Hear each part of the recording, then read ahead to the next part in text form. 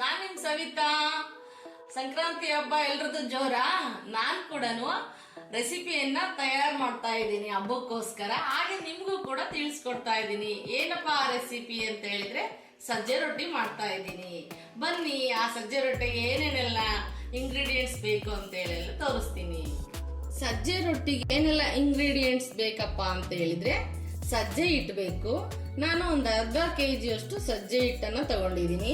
1-2 spoon ಬಿಳಿ ಎಳ್ಳು ತಗೊಂಡಿದ್ದೀನಿ. ಒಣ ಮೆಣಸಿನ್ಕಾಯ್ದು ಕಾಳುಗಳು ತಗೊಂಡಿದ್ದೀನಿ ನಾನು 1 ಟೇಬಲ್ ಸ್ಪೂನು.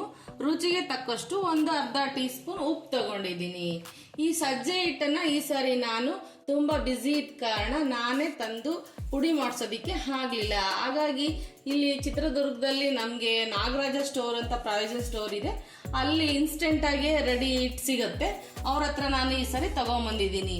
ಚಿತ್ರದುರ್ಗದವರೇ ಆದ್ರೆ ನಿಮಗೆ ಹೊಳಲ್ಕೆರೆ ರೋಡಲ್ಲಿರುವ ನಾಗರಾಜ ಸ್ಟೋರ್ ಅಲ್ಲಿ ಇನ್ಸ್ಟೆಂಟ್ ಆಗಿ ಈ ಸಜ್ಜೆ ಹಿಟ್ಟು ಸಿಗುತ್ತೆ, ಕಲೆಕ್ಟ್ ಮಾಡ್ಕೊಳ್ರಿ. ಬೇರೆ ಊರವ್ರಿಗಾದ್ರೆ ನಾನು ಹೇಳಕ್ ಬರೋದಿಲ್ಲ. ನೋಡೋಣ ಈಗ ಹೇಗ್ ಮಾಡೋದು ಸಜ್ಜೆ ರೊಟ್ಟಿನ ಅಂತ. ಇವಾಗ ನಾವು ಒಂದು ಪಾತ್ರೆಯಲ್ಲಿ 1 ಲೋಟದಷ್ಟು ಕುಡಿಯೋ ನೀರಿನ ಲೋಟದ ಅಳತೆಯಲ್ಲಿ 1 ಲೋಟ ನೀರು ನಾವು ಕಾಯೋದಕ್ಕೆ ಇಟ್ಕೊಳ್ಳೋಣ. ಅದಕ್ಕೆ ರುಚಿಗೆ ತಕ್ಕಷ್ಟು ಉಪ್ಪನ್ನ ಹಾಕಿಕೊಳ್ಳೋಣ. ಸ್ವಲ್ಪ ಹಿಟ್ಟನ್ನ ಉದುರಿಸಿದ್ರೆ ನಮಗೆ ಅದು ಮರಳುವ ರೀತಿಯಲ್ಲಿ ಇದ್ದಾಗ ನಮಗೆ ಬೇಗ ಕಾಣುತ್ತೆ. ಅವಾಗ ನಾವು ಅದಕ್ಕೆ ಎಷ್ಟು ಬೇಕೋ ಅಷ್ಟು ಹಿಟ್ಟನ್ನ ಮೆಜರ್ಮೆಂಟ್ ಎಲ್ಲ ಹಾಕ್ಬಿಟ್ಟು ನಾವು ಅಲ್ಲೇನೆ ಕೂಡಿಸ್ಕೊಳ್ಳೋಣ, ಸರಿ ಮಾಡ್ಕೊಳ್ಳೋಣ. ಆ ಸರಿಯ ಹಿಟ್ಟಲ್ಲೇ ಮಾಡ್ಕೋಬಹುದು. ಇದಕ್ಕಿಂತ ಇದು ನಮ್ಗೆ ಕಂಫರ್ಟಬಲ್, ನಮ್ಗೆ ಅಭ್ಯಾಸ ಆಗಿದೆ. ಆದ್ರಿಂದ ಈ ತರ ನಾನು ನಿಮಗೆ ತೋರಿಸ್ತಾ ಇದ್ದೀನಿ. ನೀರು ಸ್ವಲ್ಪ ಮಳ್ಳಿ. ನೀರು ಕುದಿಯೋಕ್ ಬಂದಿದೆ. ಇವಾಗ ನಾವು ಇದಕ್ಕೆ ಹಿಟ್ಟು ಹಾಕೊಳ್ಳೋಣ.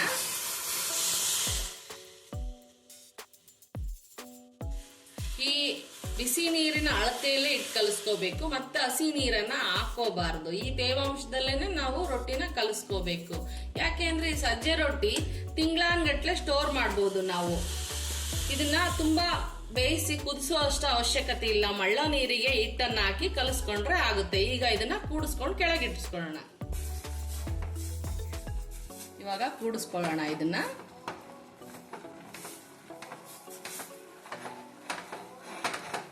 ನಾನು ಕೆಳಗಿಳಿಸ್ಕೊತೀನಿ.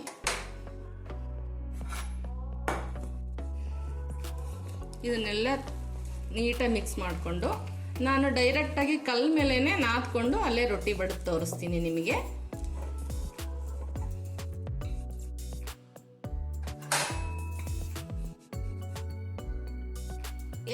ಹಿಟ್ಟನ್ನು ಹಾಕೊಂಡು ನಾದ್ಕೊಳ್ಳೋಣ. ಸರಿ ಅಥವಾ ಜಿಗಿ ಅಂತ ಹೇಳ್ತಾರೆ. ಹಾಗೆ ಇದು ಉಜ್ಜೋದಿಕ್ ಸ್ವಲ್ಪ ಹಿಟ್ಟನ್ನ ಮಿಕ್ಕಿಸ್ಕೊಂತಾ ಇದ್ದೀನಿ. ಒಂದು ಅರ್ಧ ಕೆಜಿ ಹಿಟ್ಟು ಮಾತ್ರ ಯೂಸ್ ಮಾಡಿದ್ದೀನಿ ನಾನು.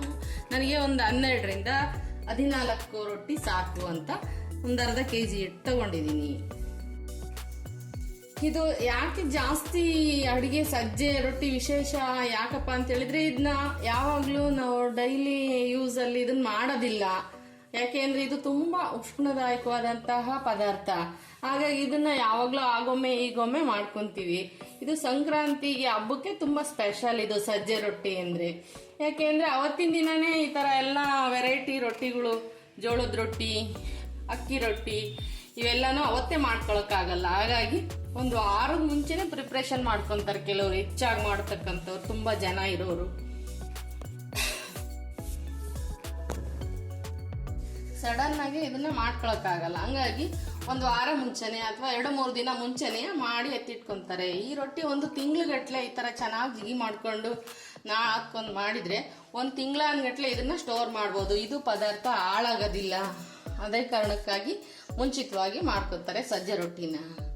ಈ ಹಿಟ್ಟಿಗೆ ನಾನು ಏನನ್ನು ಮಿಕ್ಸ್ ಮಾಡ್ಕೊಂತ ಇಲ್ಲ, ಯಾಕೆಂದ್ರೆ ಇನ್ಸ್ಟೆಂಟ್ ಆಗಿ ಬಂದಿದೆ. ಇದರಲ್ಲಿ ಅರಿಶಿನ ಮತ್ತೆ ಕೊತ್ತಂಬರಿ, ಉದ್ದಿನ ಬೇಳೆ ಇವೆಲ್ಲನೂ ಹಾಕಿ ಜಿನ್ ಮಾಡಿಸಿ ಇಟ್ಟಿರ್ತಾರೆ. ಹಂಗಾಗಿ ನಾನೇನನ್ನು ಇದಕ್ಕೆ ಸೇರಿಸಿಲ್ಲ. ಆ ಹಿಟ್ಟಿಗೆನೆ ಬಿಸಿ ನೀರು ಕಾಸಿ ಹಾಕಿದ್ದೀನಿ.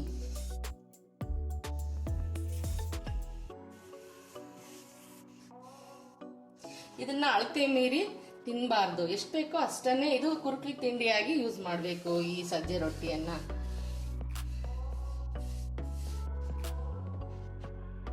ನೋಡಿ ಆಯ್ತು. ಈ ತರ ನಾದ್ಕೊಂಡು ನಾವು ಒಂದು ಪ್ಲೇಟಿಗೆ ಇಟ್ಕೊಳ್ಳೋಣ. ನಾವು ಮಿಕ್ಸಿ ಹಿಟ್ಟಲ್ಲಿ ಇದನ್ನ ಉಜ್ಜೋಣ, ರೊಟ್ಟಿ ಉಜ್ಕೊಳ್ಳೋಣ. ನಾನು ಮೊದಲೆಲ್ಲ ಬಡಿತಾ ಇದ್ದೆ. ನಾವು ಬಾಡಿಗೆ ಮನೇಲಿ ಇರುವಾಗ ಜಾಸ್ತಿ ಮೇಲಿನ ಮನೆಯಲ್ಲೇ ಇರ್ತಾ ಇರೋದ್ರಿಂದ ರೊಟ್ಟಿ ಬಡಿತಾ ಇದ್ದಿದ್ದು ಕೆಳಗಿನವ್ರಿಗೆ ತುಂಬ ಡಿಸ್ಟರ್ಬ್ ಆಗ್ತಾ ಇತ್ತು. ಅದಕ್ಕೋಸ್ಕರ ನಾನು ಅದನ್ನು ಬಿಟ್ಟು ಲಟ್ಸೋದಕ್ಕೆ ಶುರು ಮಾಡಿದೆ. ಅದೇ ಅಭ್ಯಾಸ ಆಗೋಗ್ಬಿಡ್ತು. ಅದೇ ನನಗೆ ಈಸಿನೂ ಕೂಡ ಅನ್ನಿಸ್ತು. ಹಾಗಾಗಿ ನಾನು ನಿಮಗೆ ಲಟ್ಸಿನೇ ತೋರಿಸ್ತೀನಿ. ನೋಡಿ ಹೇಗೆ ಬಂದಿದೆ ಹಿಟ್ಟು ಅಂತೇಳಿ. ಇದು ಇದೇ ಥರ ಜಿಗಿ ಇರಬೇಕು, ಅಳತೆ ಇದೇನು ಕಮ್ಮಿ ಆಗಬಾರ್ದು. ರೊಟ್ಟಿಗಳು ಹಾಳಾಗಿ ಕಿತ್ಕೊಳ್ತವೆ, ಚೆನ್ನಾಗಿ ಬರೋದಿಲ್ಲ. ಈ ಥರ ಜಿಗಿಯಾಗಿರ್ಬೇಕು. ರೊಟ್ಟಿ ಬೇಯಿಸೋದಕ್ಕೆ ಹಂಚಿಡೋಣ. ಇವಾಗ ರೊಟ್ಟಿ ಲಟ್ಸಿ ತೋರಿಸ್ತೀನಿ ನೋಡಿ.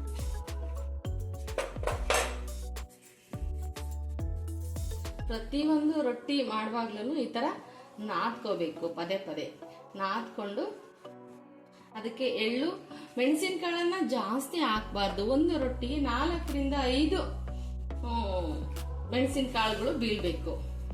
ಹಾಗೆ ಇದನ್ನ ಹಾಕೋಬೇಕು.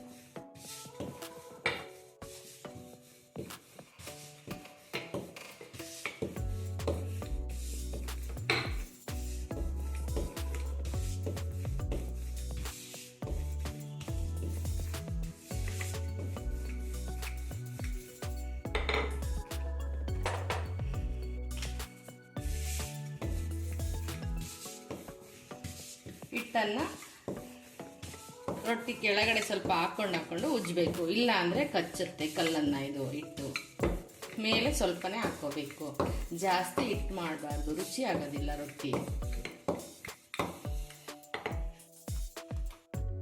ಈಗ ಹಾಕೋಣ.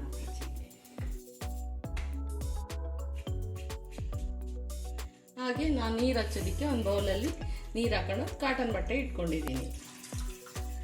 ಇವಾಗ ಹಂಚು ಕಾದಿತ್ತಲ್ವಾ, ಹಾಗೆ ನೀರು ಹಚ್ಕೊಳ್ಳೋಣ.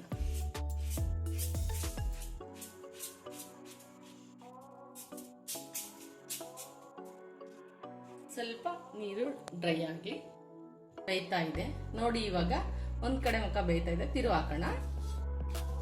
ನೋಡಿ ಎಷ್ಟು ಚೆನ್ನಾಗಿ ಬಂದಿದೆ ಅಂತ. ಟೆಕ್ಸ್ಚರ್ ಎಷ್ಟು ಚೆನ್ನಾಗಿ ಕಾಣ್ತಿದೆ ನೋಡಿ. ಎಳ್ಳು ಮೆಣಸಿನಕಾಳು ಅದು ಎಲ್ಲ.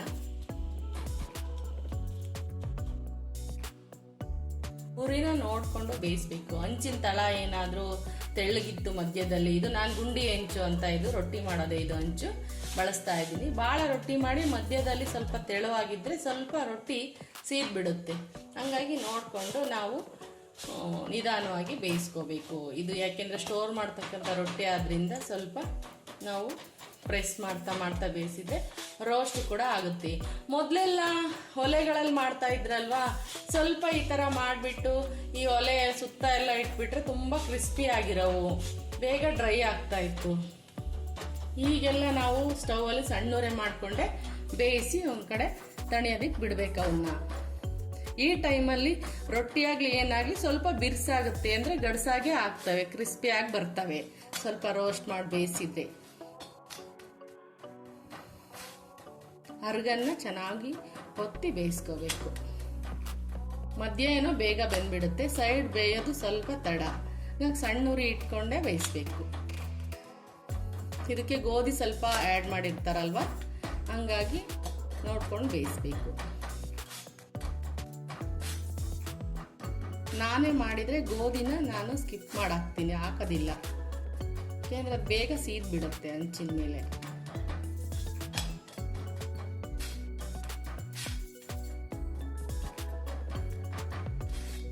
ವಾವ್, ಎಷ್ಟು ಚೆನ್ನಾಗಿ ಬಂತು ನೋಡಿ, ಎಷ್ಟು ಚೆನ್ನಾಗಾಗಿದೆ ನೋಡಿ ರೊಟ್ಟಿ. ನೋಡಿ ಟೆಕ್ಸ್ಚರ್ ನೋಡಿ ಎಷ್ಟು ಚೆನ್ನಾಗಿ ಕಾಣ್ತಿದೆ ಒಳಗಡೆ ಎಲ್ಲ ನೋಡಿ.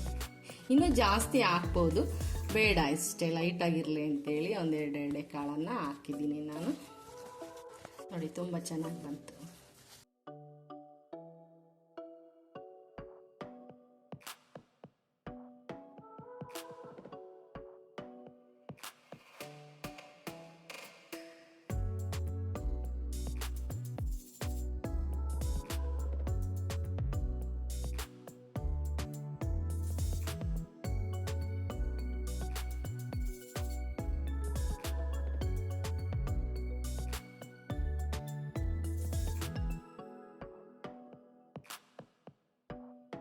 ರೊಟ್ಟಿ ಏನು ಮುಗಿತಾ ಬಂತು. ನಾನು ಹೇಳಿದ್ನಲ್ವ ನಿಮಗೆ, ಅರ್ಧ ಕೆಜಿಗೆ 13ರಿಂದ 14 ಆಗುತ್ತೆ. 1 kg ಹಿಟ್ಟಿಗೆ ಮಿನಿಮಮ್ ಸೈಜ್ ಮೇಲೆ ಡಿಪೆಂಡು, ಒಂದು 30 ರೊಟ್ಟಿನ ಬಡಿಬಹುದು.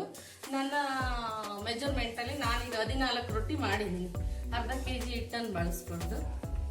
ಇದೇನಪ್ಪ ಅಂತಂದ್ರೆ, ಸರಿ ಪದೇ ಪದೇ ಒಂದೊಂದು ರೊಟ್ಟಿ ಮಾಡುವಾಗ್ಲೂ ಕೂಡ ಪದೇ ಪದೇ ನಾದ್ಕೋಬೇಕು ಅಜ್ಜಿಗೆನ, ಯಾಕೆಂದ್ರೆ ಸ್ವಲ್ಪ ಬಿಗಿಯಾಗಿರುತ್ತದು.